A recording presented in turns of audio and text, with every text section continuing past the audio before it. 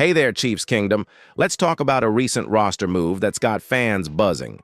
The Kansas City Chiefs have released linebacker Blake Lynch, a decision that comes as the team makes room for 16 undrafted free agents.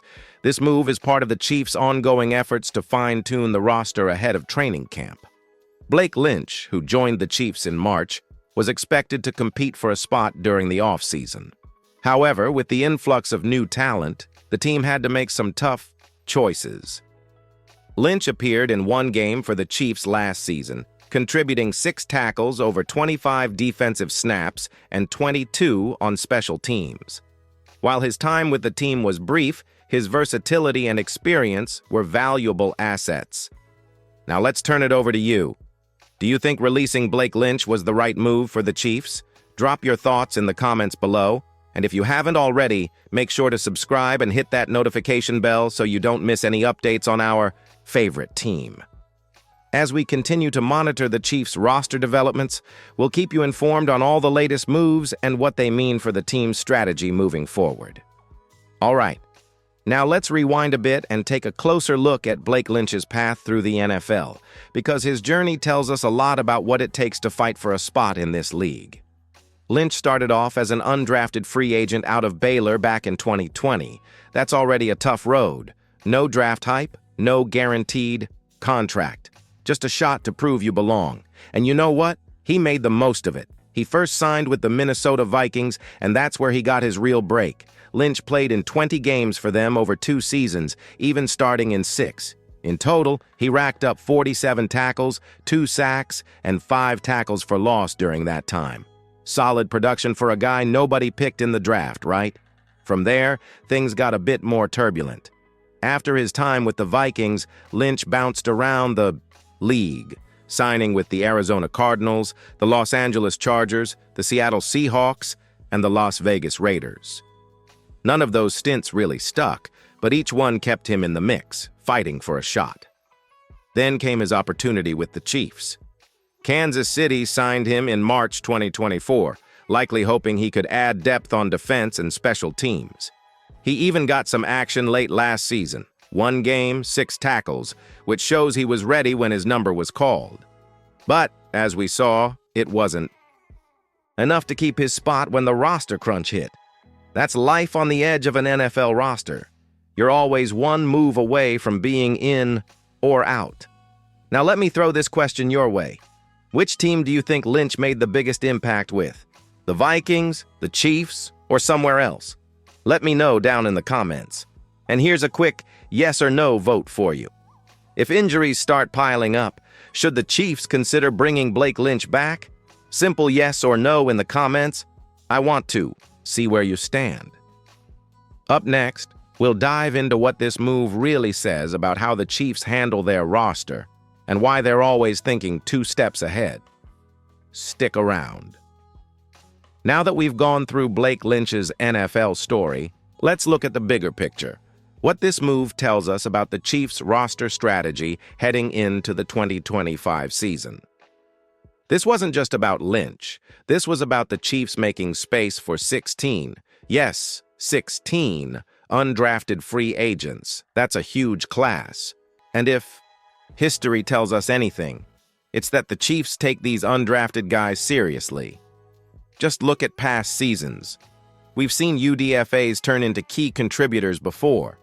So these new signings aren't just camp bodies. They're real competitors. By cutting Lynch, the Chiefs made a calculated move. They know what they're doing. Lynch is a veteran, sure.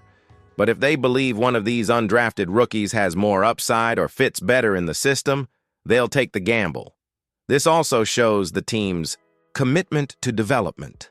It's not just about keeping the best 53 guys right now. It's about building depth, grooming the next wave of starters, and making sure there's a pipeline of talent behind every position. And let's not forget special teams. That's where these undrafted guys can really shine and prove their value early. It's how guys like Jack Cochran and Isaiah Pacheco got noticed, grinding it out on kick coverage, making tackles, showing they belong. Now here's where I want to hear from you.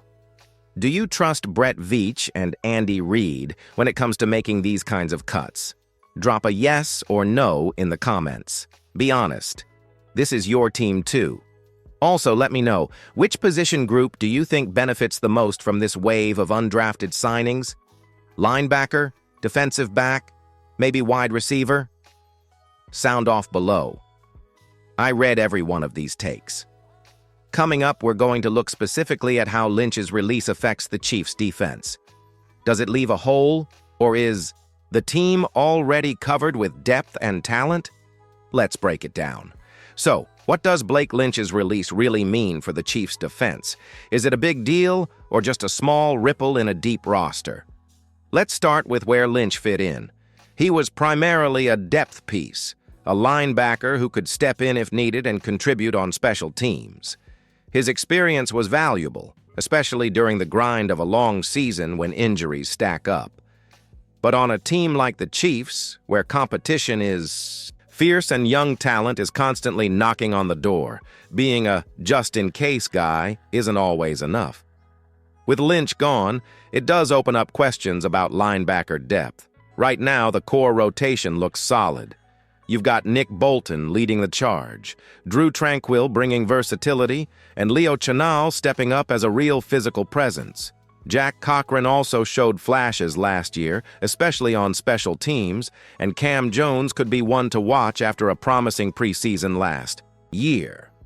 So while Lynch provided experience, the Chiefs clearly believe they have enough depth, or at least enough potential, to let him go and see what these younger guys can bring. And remember, special teams matter in this conversation. A lot of these fringe roster spots come down to who can make tackles on kickoff or cover punts with intensity. That's where someone like Lynch could have had an edge. But if the new guys show fire in camp, they'll get those spots. Here's a question for you.